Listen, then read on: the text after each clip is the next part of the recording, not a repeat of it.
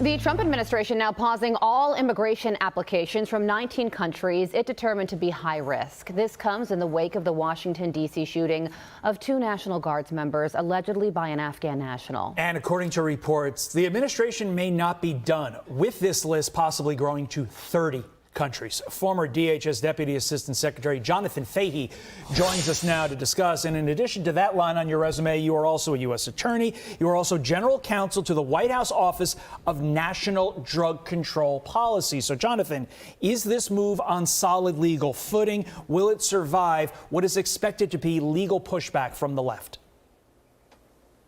Yes, this will survive, and it's already been tested in the Supreme Court in, I believe it was 2017 or 2018, the case Trump versus Hawaii with the so-called Muslim ban. But basically, Donald Trump has the authority to ban immigration from places that he determines, remember, not a court, he determines are detrimental to the interests of the United States.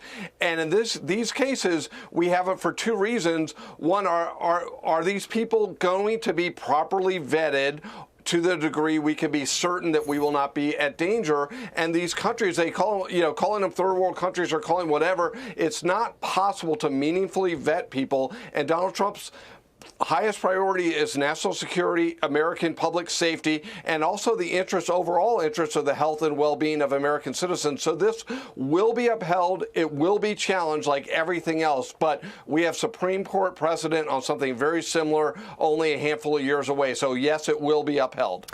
Here is Secretary of State Marco Rubio on this issue of vetting last night on Hannity. Watch this. You can vet what people have done in the past. You can't vet what people might do in the future. There's another dynamic at play here, and that is you could allow someone into our country who has no history of radicalization. Perhaps they even have worked with you in the past, but they are susceptible to radicalization once they enter the United States because they don't assimilate well, because they fall victim to some of this online propaganda and efforts to radicalize people. And 2 or 3 years later, you find that they have radicalized. That is a threat. That is a real threat. And that is the theory, according to Kristi Noman Pambondi, that the suspected National Guards member shooter was radicalized after entering the United States. So with that in mind, is there something that can be done that isn't being done right now when it comes to re-vetting people who are already in this country? It would seem like the way you would re-vet these people is have serious interviews, look at social media history and other types of things to see what they're looking at, what they're concerned about, who they're associating with. Those would be things that could be quite helpful. Again, you don't always know, which sort of goes back to the initial question. If you can't vet somebody with a high degree of confidence, the default should have been you don't get brought in. Under the Biden administration, the default was always in favor of the immigrant, the illegal immigrant, at the expense of the U.S. citizen's safety and well-being. But yeah, so many of these people, there's no way to vet people from Afghanistan. You don't get to call the local the local Taliban office to see if somebody has the all clear. And remember, some of these people, they're saying they helped the United States over there, which is true, but they were also getting paid to do so. So I think people sort of attribute better motives to all of these people that might be appropriate for all the people brought in. Point. Obviously, this has been brought up to the fore in recent days because of the horrific shooting of those 2 D.C. National Guard members. The suspect in that shooting pleading not guilty, as court documents reveal. He shouted "Allahu Akbar" during the shooting.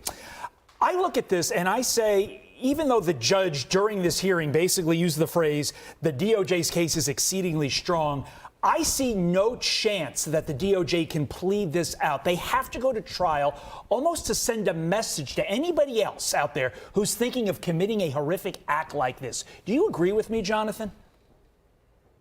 I agree, absolutely. They should not take any plea that's short of him pleading to something that's eligible for the death penalty. But in the federal system, the jury is who orders the death penalty, so it has to go to the trial. They have to seek the death penalty and put it up to the jury because it will send the message to everyone else that we will seek the highest possible charges and highest possible penalty. And I absolutely agree. Unfortunately, D.C. will be hard to get a death penalty, and as we saw during the Biden administration, he commuted all the death sentences that were issued before him. So if you get another Democratic president similarly inclined down the road, even if he gets the death penalty, he might not get the death death penalty. But putting that all aside, it's still important to seek the highest maximum punishment available. Yeah, but that AG Bondi made that very clear that those are her intentions right now to make this a death penalty case. So his plea is in, not guilty. We will certainly be following this one. Former DHS Deputy Assistant Secretary Jonathan Fahey, we appreciate you hopping on with us this morning. Thank you very much. I'm Steve Ducey. I'm Brian Kilmeade. And I'm Ainsley Earhart. And click here to subscribe to the Fox News YouTube page to catch our hottest interviews and most compelling analysis.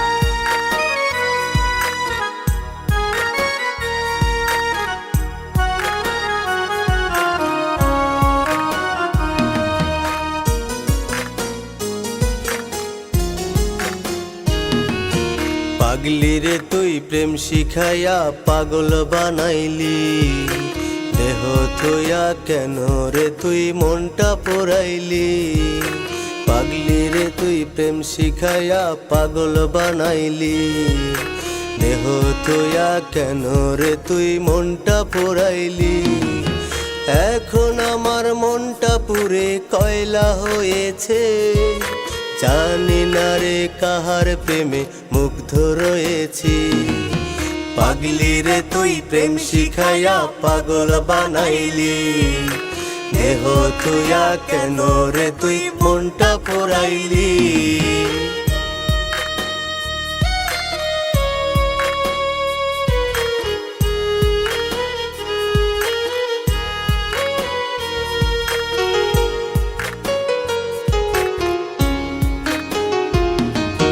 কেউ পুরে প্রেম আগুনে কেউ বা তুষের আগুন প্রেম আগুনে মন পুরে যার চলে আরো দ্বিগুণ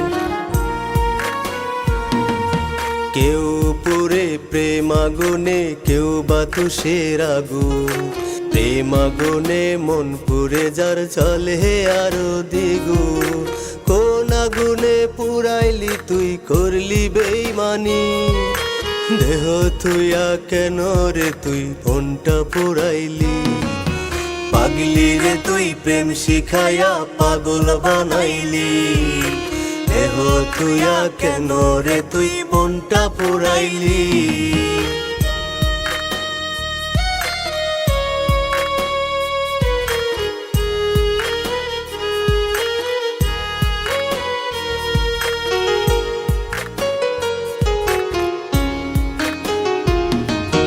প্রেমের আগুন যার অন্তরে সেই জানে তার ব্যথা পাগল হইয়া পাগল বেশে কয় যে প্রেমের কথা